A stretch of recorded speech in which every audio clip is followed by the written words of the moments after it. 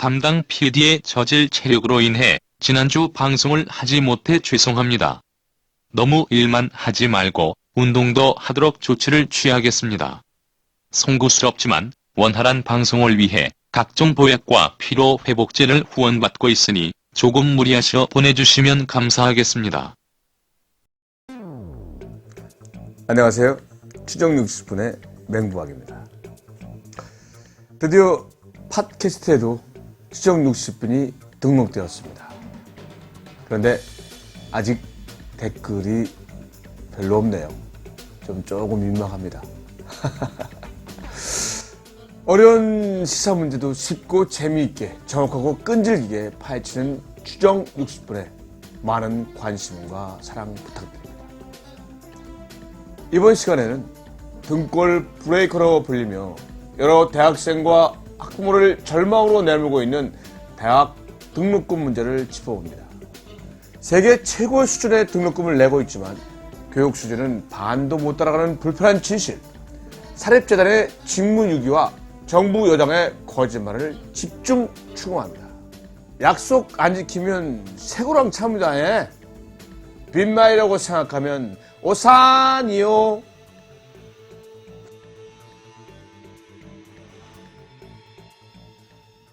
OECD 국가 가운데 이 한국보다 등록금이 비싼 나라가 미국 대학밖에 없다던데 말이야. 한국은 미국보다 이 사립대 비중이 훨씬 많잖아. 그렇게 보면 이 사실상 한국 대학생들이 가장 비싼 등록금을 내고 있다는 말인데, 그래서 그 작년 한 해 동안 대학생들이 줄기차게 반값 등록금을 요구해서 올해 좀 등록금을 내렸잖아. 그런데도 이 잡음이 끊이지 않고 있으니 도대체 뭐가 문제인가? 네, 심각한 등록금 문제를 해결하라는 전 국민적 요구에 각 대학은 등록금을 인하할 수밖에 없었습니다. 하지만 올해 전국 대학의 평균 등록금 인하율은 4.1%에 불과합니다. 특히 주요 사립대는 2% 인하에 그쳤습니다.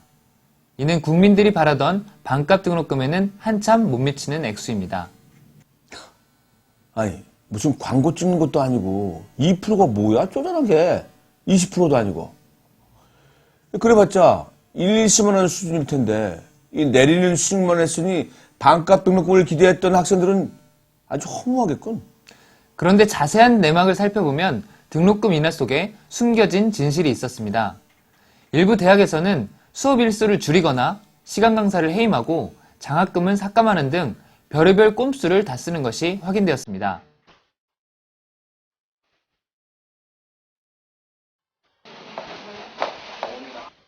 오늘 수업은 여기까지입니다. 이번 학기는 여기까지입니다. 교수님 아직 한 주 남았는데요. 올해 등록금 내렸잖아. 이번 학기부터 한 주 줄었어. 헐. 너 이번 학기 안 다녀? 나 졸업됐어. 한 학기 남았잖아. 등록금 내렸잖아. 졸업 이석 좀 줄었어. 아, 왜 이렇게 춥냐? 시베리아야. 나 등록금 내렸잖아. 난방 시간 줄었어. 아, 저거. 등록금 내렸잖아.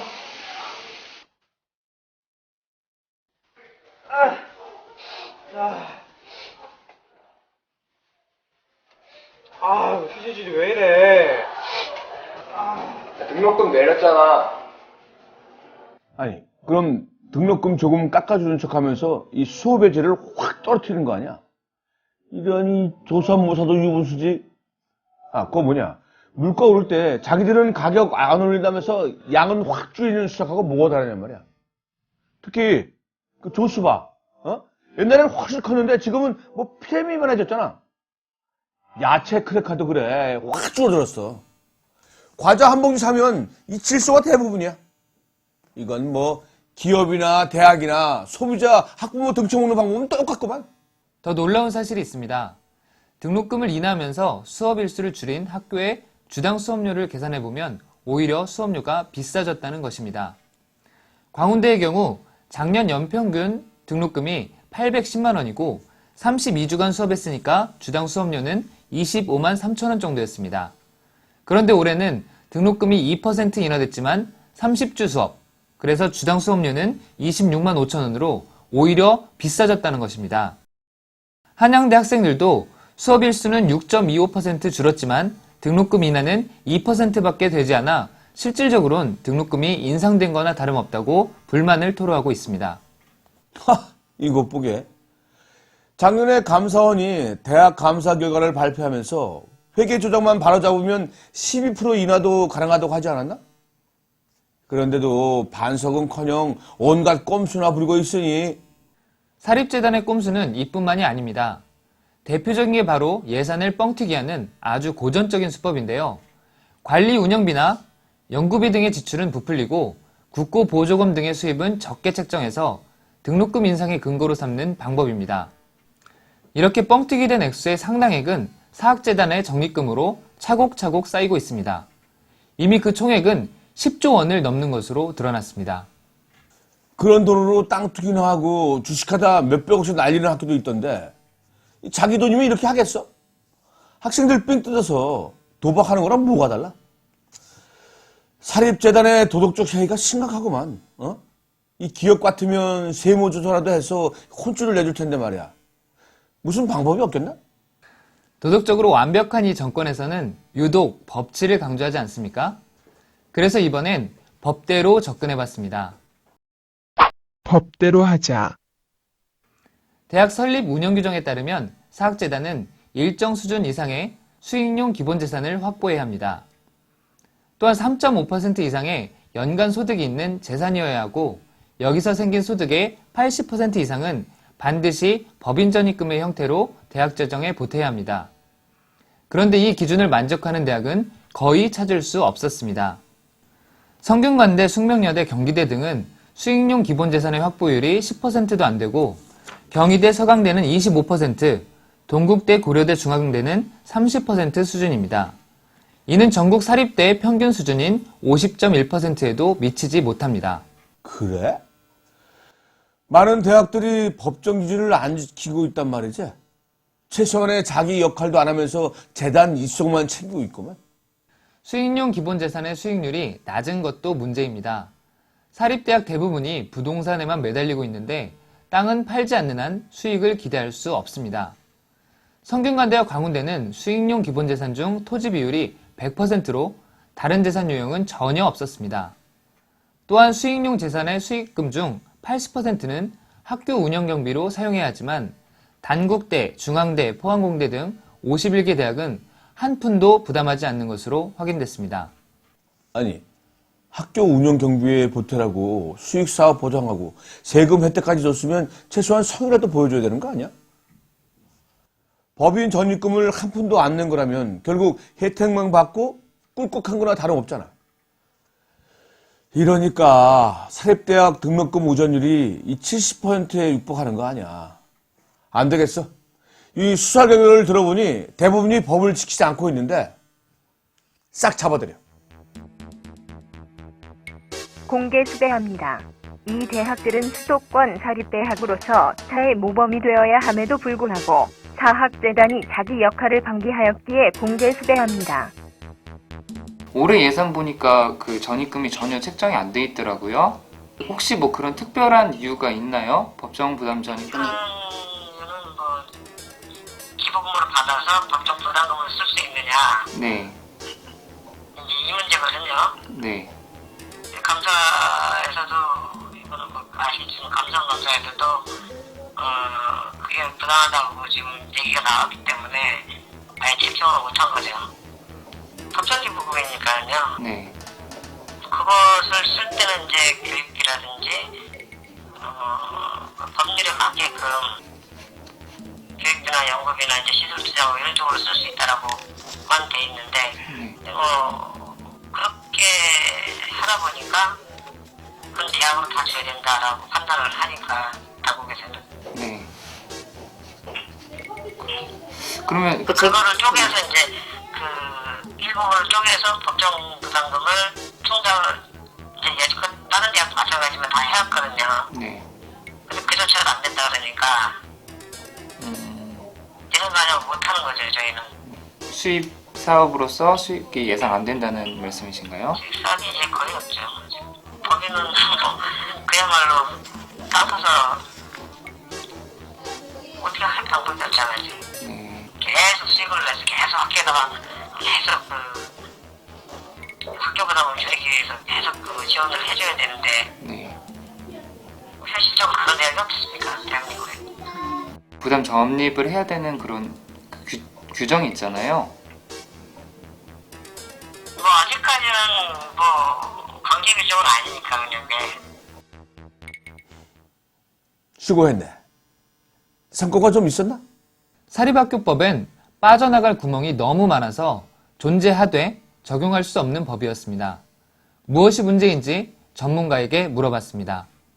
우선 사학법인에서 대학에 대한 지원을 늘리기 위해서는 법인에서 그 수익률 기본재산을 충분히 보유해야 돼서 이것을 법적으로 어느 정도를 보유해야 되는지 규정하고 있는데요. 현재 사립대학들이 보유하고 있는 수익률 기본재산 확보율은 절반에 불과합니다. 그러다 보니까는 거기서 나온 수익이 적고 이로 인해서 대학에 지원할 수 있는 지원금 또한 적어지는 것이죠. 그런데 문제는 사립대학들 법정 기준을 제대로 지키지 않고 있는데도 교과부에서 이에 대한 관리나 감독을 제대로 하고 있지 않습니다. 그래서 교과부는 지금 당장 사립대학들이 100%를 충족하도록 강제할 수는 없다 하더라도 연차별로 이행 기준을 마련해서 그 법령 기준을 준수할 수 있도록 철저히 관리 감독하는 것이 필요합니다. 결국 의지가 부족했던 거로군.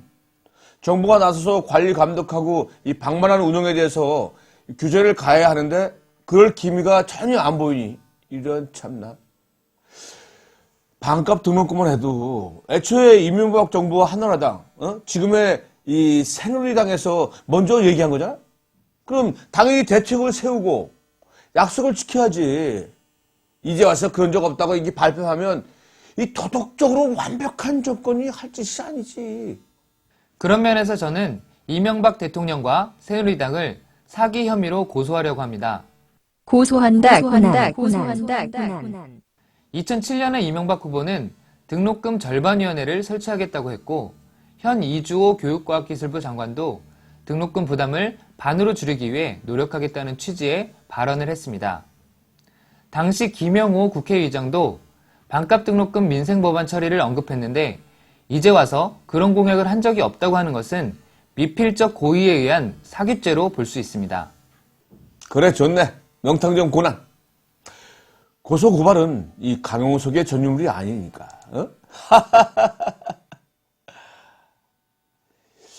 서민 유한담에서 부자편, 재벌편 만드는 것도 이 대국민 사기죄에 해당하니까 이것도 하나 추가하게. 각각께서 임기 끝나고 은팔치차는 기간을 줄이려면 반값 등록금 약속이라도 지켜야 할 텐데 말이야. 반값 등록금 시행하는 게 그렇게 어려운가? 아닙니다. 반값 등록금 실현을 위해 필요한 재정이 대략 5, 6조 원으로 예상되는데 부자 감세로 줄어든 재정이 매년 20조 원가량이고 논란 속에 감행된 4대강 사업에만 22조 원이 사라졌습니다. 심지어 4대강 유지비만 해도 연간 1조 원이 들어간다고 합니다.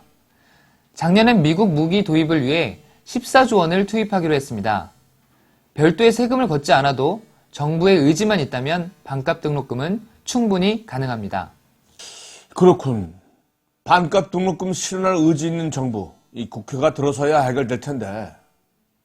사실 역대 정권들도 이 말로만 교육계획을 외쳤지 현 정부와 별반 다르지 않았단 말이야. 87년에 6월 항쟁 거치면서 국민들의 민주화 요구가 빗발칠 때 노태우가 대학 자율화를 약속했는데 알고 보니 등록금 자율화였단 말이지.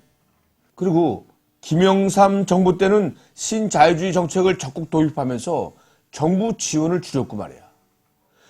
김대중 정부 때도 국공립대학 수업료마저 자율화해버리고 노무현 정부 때도 대학 자율화를 추진해왔으니 결국 자율화라는 것이 학문활동의 자율성을 보장하기보다는 대학의 재량권을 확대하면서 등록금 이상을 직간접적으로 부추겨왔다는 거야. 그래서 이제 대학생들이 다른 방법을 택했습니다. 실제로 반값 등록금을 실현할 의지가 있는 정당과 손을 잡고 반값 등록금 실현을 위한 국회를 구성하겠다는 겁니다. 이는 작년 서울시장 보궐선거에서 서울시립대 학생들이 박원순 후보와 정책 협약을 맺어 올해 반값 등록금이 실현된 사례를 바탕으로 하고 있습니다. 그래? 대학생들에겐 절호의 기회군. 올해는 총선과 대선이 모두 있으니 반값 등록금을 실현할 의지가 있는 정치인들을 뽑아서 사립학교법 개정하고 등록금도 반으로 낮추면 되는 거야. 그런데 한 가지 주의할 건 반값 등록금은 불가능하다고 주장하다가 선거가 되니까 은근슬쩍 끼어들면서 이 복지를 강조하는 정치인들을 확실히 구분해야지. 생각 없고 줏대 없고 이 국민은 안중에도 없는 정치인 말이야. 자, 내가 앞으로도 수고 좀 해주게, 고난. 네, 이 한 몸 다 바쳐서 끈질기게 파헤쳐보겠습니다.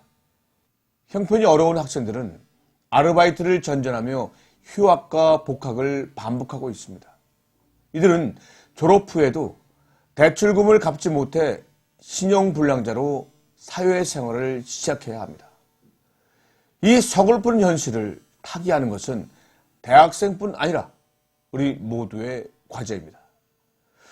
앞으로도 추정 60분은 불합리한 현실과 맞서 정혁과 금기 없는 수사를 진행하겠습니다. 감사합니다. 3.5% 인하했어도 실제로 내린 거 10만 원대에 불과하거든요. 그래봤자 한 달 버스비밖에 되지 않아서 확실히 내렸으면 좋겠고요. 솔직히 3.5% 내린 거 가지고 일주일 밥값도 안 나오거든요. 버스비도 안 나오고요. 뭐라고 말을 못하겠네. 장학금 신청했는데 떨어진 사람들도 너무 억울하고요. 국가장학금도 1조 8천원. 근데 저것도 되게 그러니까 기준이 애매해서 막 잘 사는 데도 받고 오히려 못 사는 데도 못 받는 애들도 많아서 그냥 되게 복불복인 것 같아서 부모님이 직업이 없으신데도 돈 못 받는 애들도 있어요. 연구비로 쓰인다는 목적으로 적립금을 계속 하고 있는데 그 연구비가 작년에 몇십억 좀 남았어요. 근데 저희 학교는 계속 쓰지 않고 그걸 계속 적립해두고 있거든요. 물가 상승의 두세 배 이상 폭등하는 대학 등록금 문제는 사학재단들의 적립금 문제하고 직결되어 있습니다. 오히려 사학재단이 돈을 학교 운영을 해서 내놓는 게 아니라 등록금을 적립금의 방식으로 챙겨가고 있기 때문에 발생한 문제이기 때문에 저희가 17대 국회 때도 이 적립금을 제한하는 법안을 냈습니다만 그때는 안 됐어요. 근데 이번에 19대 국회에서는 적립금 제한을 반드시 관철시키겠다 이런 생각을 하고 있고요.